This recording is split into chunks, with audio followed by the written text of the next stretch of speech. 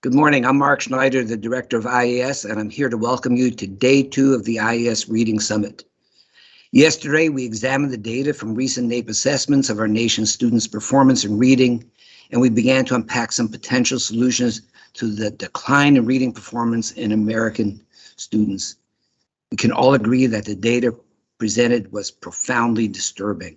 Today, we will hear more about solutions to this growing challenge.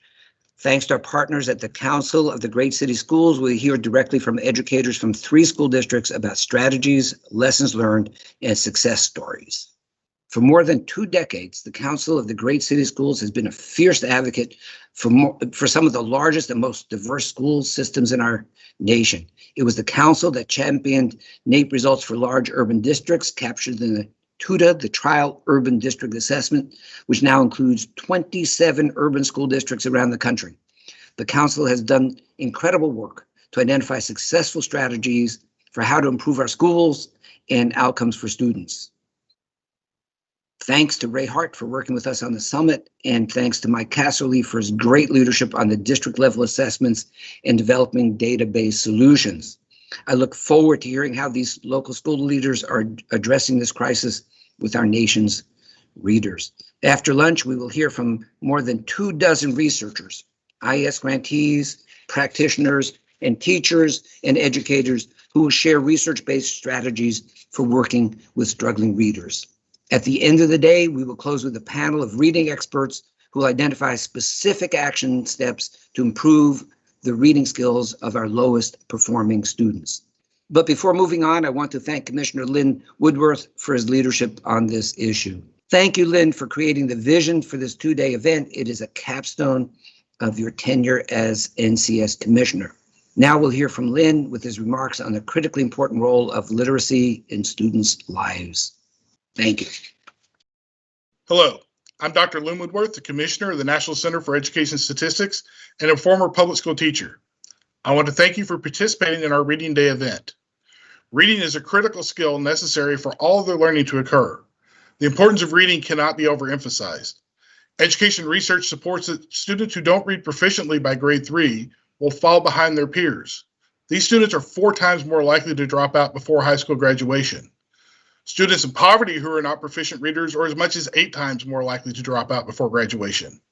And low reading skills at 3rd grade can impact college enrollment and graduation, which in turn impacts lifelong earnings. These findings are disturbing for many reasons. One of the reasons is because 52% of Black 4th grade students and 45% of Hispanic 4th grade students scored below basic on the 2019 NAEP reading assessment. This represents millions of students who are falling behind in reading. Further, we are seeing in NAEP and PIRLS, an international reading assessment, and PISA, another international assessment, an increase in the reading performance for the highest performing students, but a decrease in the performance of the lowest performing students. This means our most challenged students are falling further behind. And this is especially true for boys of color. Black boys and Hispanic boys consistently have the lowest reading performance of any group in the U.S. America must take steps to address these tragic numbers before another generation of students is allowed to fall through the cracks. So what can we do? We need programs to target and focus efforts on those students with the greatest needs. In the 1970s and 80s, educators focused their efforts on improving outcomes for girls in math and science by emphasizing their importance and establishing programs to support girls in math and science. And it worked. Girls' performance in math and science has improved greatly over the intervening decades. Today, we need a similar movement to provide support and encouragement in reading to boys, and especially boys of color. What can you do in the home? Read to your kids.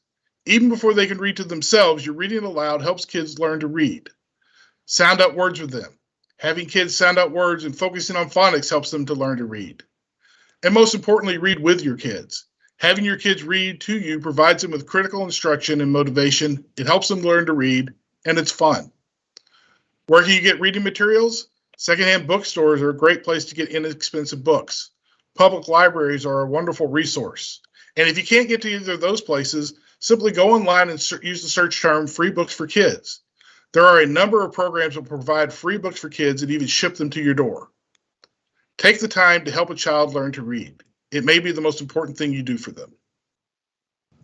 Thank you, Commissioner Woodworth, for your inspiring remarks and your vision in organizing this summit. It is a fitting capstone to your tenure as NCES Commissioner.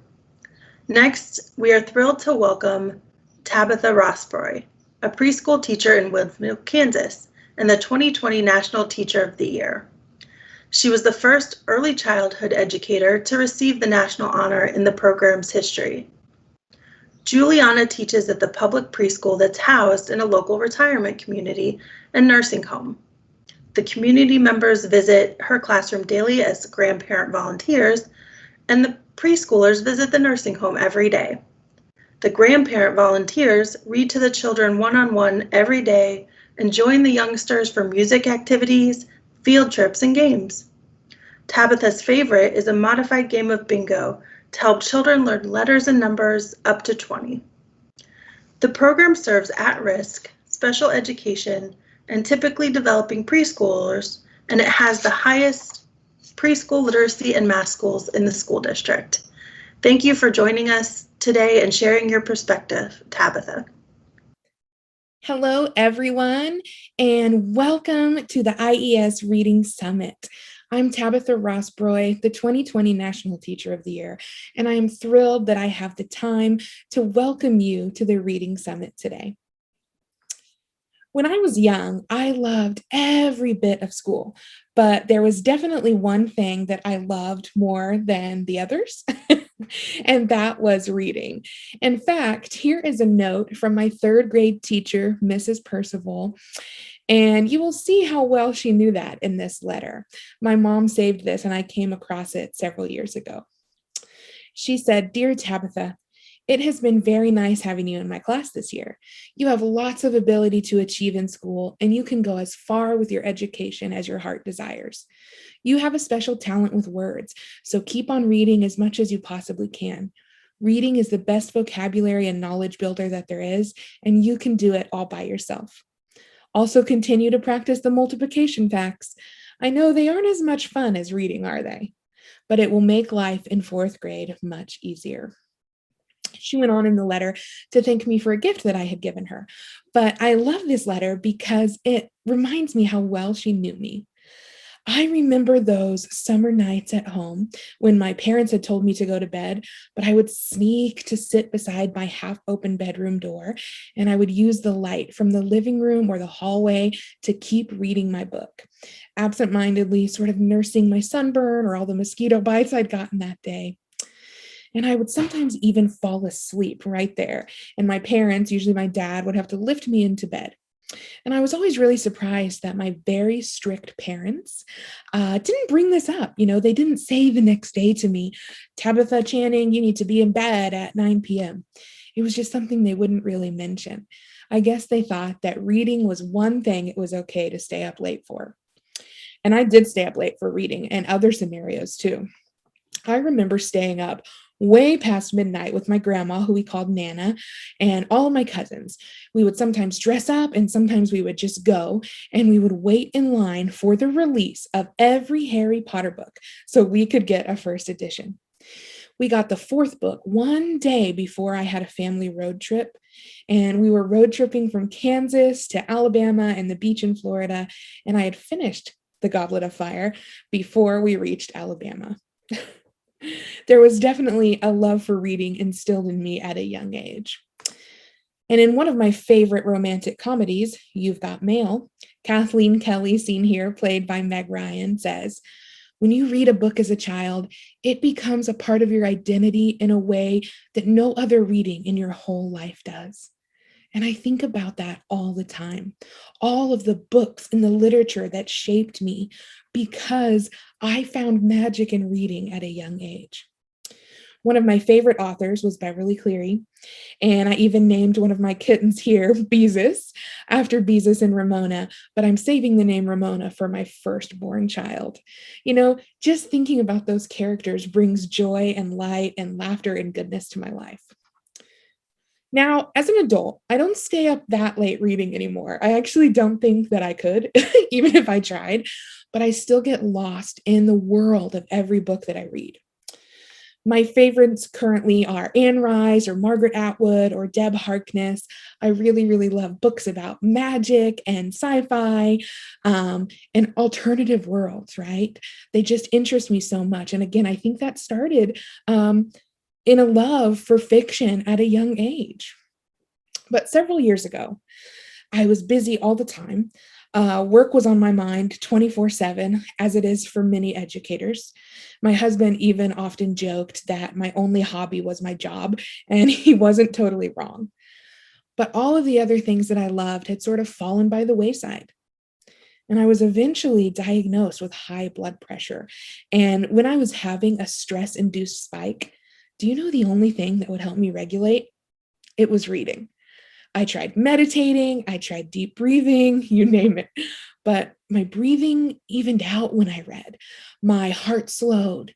The only thing that soothed my soul was cracking open a book. And I was able to regulate the stress response in my body through my love of literature. Now, I told my doctor about this, and she wasn't surprised at all, actually. And it turns out, according to a study done in 2009 at the University of Sussex, stress is reduced up to 68% just by reading.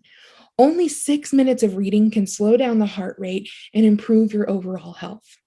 It calms the mind and it relaxes the body. It also helps to prevent conditions that are caused by stress, like high blood pressure, and it helps you clear your mind. It helps me clear my mind so I can be the best teacher and wife and sister and daughter that I can be. And if you know me, you know that I have absolutely no chill. So reading actually does help me with this. So from that time on, I've made it a priority in my life again. But I also want to tell you how a literacy-rich environment has helped my students.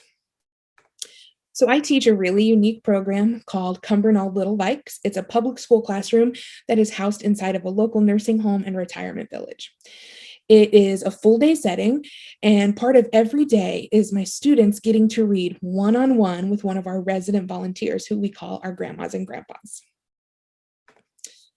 Aside from what these connections have done for my students' social emotional skills, at the end of the first year of our partnership, every single child in my class was on grade level or above in the area of phonemic awareness, a critically important area for our budding readers.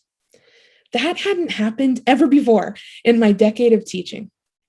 You know, I was always reading to my students, but I didn't have enough people to make it happen for them one-on-one every day. So that addition of those extra volunteers changed that. And because my students had the opportunity to get that individual time every single day, they are going to benefit for a lifetime.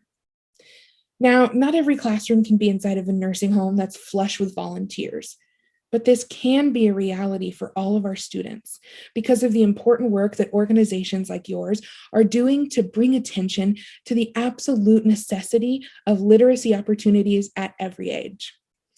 We need to not only focus on the outcomes, but how to get our children to enjoy and love reading.